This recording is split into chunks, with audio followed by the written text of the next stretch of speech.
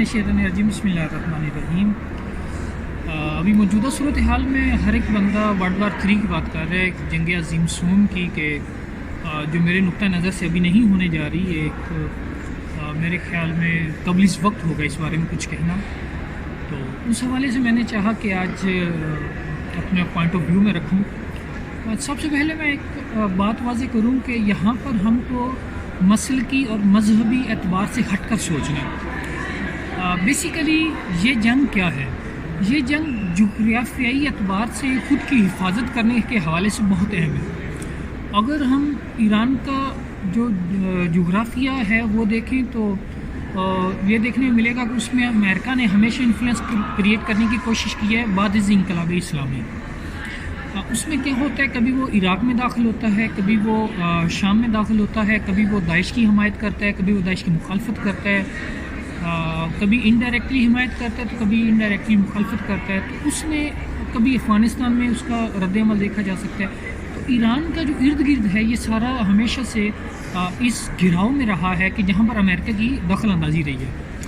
تو ابھی کیا چل رہا ہے کہ ابھی ایران نے سب سے پہلے دھمکی دی ایک دفعہ امریکہ کو، جب ابھی ریسنٹلی جو انہوں نے شہید قاسم سلیمانی پر حملہ کیا، تو اس حملے کے بعد ایران نے کہا تھا کہ ہم بہت سخت انتقام لیں گے، انتقام سخت ہوگا، یہ نعرہ سلوگن بلند ہوا تھا۔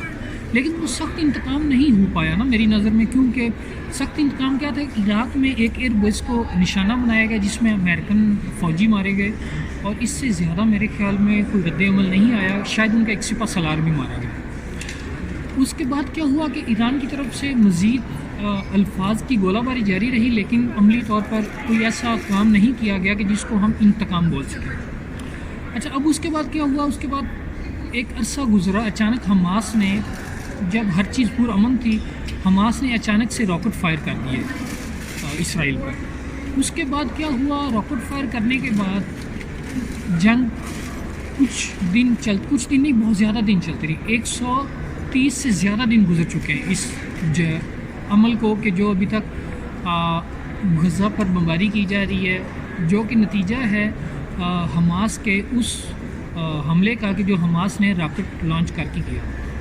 اس کے بعد اب کچھ عرصہ گزرنے کے بعد جب ایران پراکسی وار میں مسلسل دخل اندازی کر رہا تھا اور آگے بڑھ رہا تھا، یمن کے ذریعے، لبنان کے ذریعے، یا شام کے ذریعے، یا حماس کے ذریعے، تو اس نے یہ کیا کہ اسرائیل نے عراق میں شام میں موجود قونصلیٹ پر حملہ کیا، قونصلیٹ پر حملہ ہوا کہ جس میں ایران کے کچھ شہری مارے گئے۔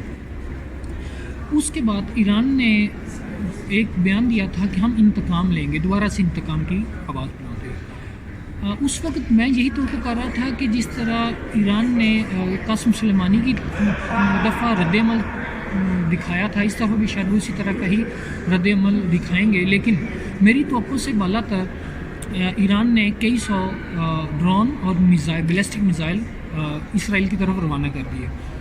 اب ان میں سے کتنے لگے کتنے نہیں لگے یہ ایک الگ معاملہ ہے، لیکن یہاں پر معاملہ یہ ہے کہ ایران نے جرأت کی۔ اس جرأت کے بعد اب مسلم امہ، بالخصوص پاکستانی اور افغانستانی، یہ بہت زیادہ جذباتی لوگ ہیں، یہ جذبات کا اظہار کر رہے ہیں، یہ شیعہ اس کو شیعت کے ساتھ جوڑ رہے ہیں، جو نیوٹرل مسلم ہیں وہ اس کو غیرت ایمانی کے ساتھ جوڑ رہے ہیں، اور جو اینٹی شیعہ ہیں وہ اس کو ایک قرار دے رہے ہیں کہ یہ بس ایک گٹس جوڑ تھا اور کچھ نہیں تھا۔ اس کو اس سے بالا تر ہو کر سوچنا چاہیے۔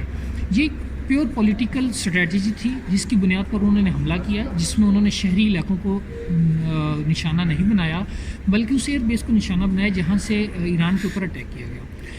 اور میرے خیال میں یہ ایک درست ایکشن کا ریئیکشن تھا، ایک درست انداز تھا کہ آپ شہری آبادیوں کو نشانہ بنانے کے بجائے آپ ان کے فوجی اڈوں کو نشانہ بنائیں کہ جہاں سے آپ کو خطرہ ہے، کیونکہ شہری مکمل زندگی گزارنے کا جہاں جس جگہ پر مرضی ہوں حق رکھتے ہیں۔ اچھا، اب یہاں پر ایک رد عمل مسلمانوں کا ہے جو جذباتی مسلمان ہیں، کوئی اس کو شیعت کے ساتھ جوڑ رہا ہے، کوئی اس کو سنیت کے ساتھ جوڑ رہا ہے، کوئی اس کو ایمانی غیرت کے ساتھ جوڑ رہا ہے، کوئی اس کو اسلام کے ساتھ جوڑ رہا ہے۔ اس میں شک نہیں ہے کہ ہم ظالم کے خلاف کھڑے ہیں اور ظالم کے خلاف یہ حملہ تھا، اس کو ایک پازیٹیو لینا چاہیے، لیکن اس کو ہمیں سیاسی تناظر میں دیکھنا ہوگا۔ جب تک ہم اس کو سیاسی تناظر میں نہیں دیکھیں گے تب تک ہم اس کو سمجھنے سے قاصر ہوں گے کہ یہ اس وقت انٹرنیشنل پالیٹکس میں چل کیا رہا ہے۔ اچھا، دوسری طرف وہ ہمارے نام نہاد فلاسفر ہیں کہ جو پہلے کہتے تھے کہ ایران حملہ نہیں کرے گا، ایران کبھی حملہ نہیں کر سکتا، ایران میں اتنی طاقت نہیں ہے، ایران میں دم نہیں ہے، ایران کمزور ہے وغیرہ وغیرہ۔ تو اب جب کہ ایران نے حملہ کر دیا، وہ کہہ رہے ہیں یہ گٹھ جوڑ تھا، اسرائیل کا نقصان نہیں ہوا۔ تو ایک سوال یہاں پر اٹھتا ہے کہ آپ نقصان سے کیا مراد لیتے ہیں؟ آیا کہ ان کے شہری مارے جائیں، آیا کہ ان کی عورتیں ماری جائیں، آیا کہ ان کے اسکولوں پر حملہ کیا جائے، آیا کہ ان کے کالجوں پر حملہ کیا جائے، آیا کہ ان کی یونیورسٹیوں پر حملہ کیا جائے؟ ہرگز نہیں، یہ انسانی حقوق کی خلاف ورزی ہے، ٹھیک ہے۔ تو جس قدر انہوں نے بہتر انداز میں حملہ کیا، میں اس کو سراہتا ہوں، لیکن ہمارے نام نہاد فلاسفر ان کو اپنا انٹلیکچولیزم زندہ کرنے کے چکر میں پہلے بھی تنقید کرنا تھی، اب بھی تنقید کرنا ہے۔ ان کے ہاں کوئی مثبت پہلو نہیں ہے کہ جس کے اوپر ہم ڈسکشن کر سکیں۔ اب آگے کیا ہوگا اور ہمیں کیا کرنا ہوگا؟ آگے یہ ہوگا کہ ایران نے وارن کیا اسرائیل اور امریکہ کو کہ آپ ہرگز ہم پر حملہ اگر دوبارہ کرنے کی کوشش کریں گے تو اس کا ایک بھاری نقصان اٹھائیں گے۔ تو اس میں کیا ہوگا کہ اب اسرائیل نے اعلان کر دیا کہ ہم اگلے 48 گھنٹوں میں دوبارہ حملہ کریں گے۔ اب وہ دوبارہ حملہ کرتے ہیں کہ ایران نے یہ دعویٰ کہ اگر اسرائیل کچھ اس طرح کی حرکت کرے گا تو میں اس کا مکمل طور پر رد عمل دوں گا۔ جہاں تک مجھے لگ رہا ہے، جہاں تک میرا پوائنٹ آف ویو ہے، مجھے یہ لگ رہا ہے کہ ایران پر ڈائریکٹ اسرائیل حملہ نہیں کرے گا، بلکہ ایران کے جو اتحادی ممالک ہیں ان میں سے کسی ایک پر حملہ کرے گا، یا ایران کو کسی اور طرح سے وہ مارنے کی یا ایران کو دبوچنے کی کوشش کرے گا۔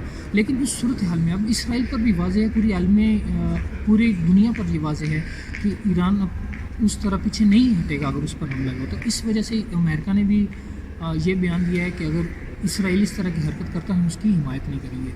اس صورتحال میں ہم کو اس مسئلے کو سیاسی تناظر میں دیکھتے ہوئے ہم کو یہ کرنا ہے کہ ہم اس میں مذہب کو مت گھسیٹیں، اس کو مسلک میں مت گھسیٹیں، بلکہ اس میں یہ دیکھیں کہ ظالم کس طرف ہے، مظلوم کس طرف ہے۔ ہمیں بلا شبہ ظالم کے خلاف کھڑا ہونا ہے، وہ شیعہ ہو، وہ سنی ہو، وہ وہابی ہو، وہ دیوبندی ہو، وہ عیسائی ہو، وہ یہودی ہو، وہ ہندو ہو، وہ سکھ ہو، کوئی بھی ہو، وہ اگر مظلوم ہے ہم کو اس کے حق میں کھڑا ہونا ہے۔ اگر ظالم آیا کہ مسلم ہو، ہندو ہو، عیسائی ہو، کوئی بھی ہو، ہمیں اس کے خلاف کھڑا ہونا ہے۔ تو ہمیں اس بنیاد پر، انسانی بنیادوں پر ہمیں اس کا ساتھ دینا ہوگا اور انسانی بنیادوں پر ہمیں اس کی مخالفت کرنا ہوگی۔ تو امید کرتا ہوں کہ آنے والے دنوں میں پوری دنیا امن کی طرف جائے گی، اور دعا گو ہوں کہ جو ہو انسانیت کے لیے بہتر ہو، اور خدا انسانیت کی سالمیت کو سلامت رکھے۔ آمین۔